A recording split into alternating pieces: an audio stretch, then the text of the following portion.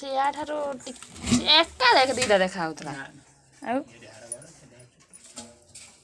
ଇଏ କ'ଣ 3 କିଲୋ ଖଣ୍ଡେ ହବ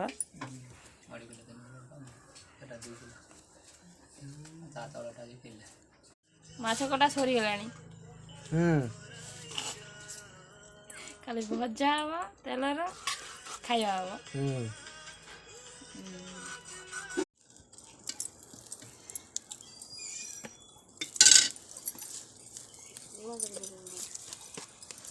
ମାଛ ଭଜା ନୁହେଁ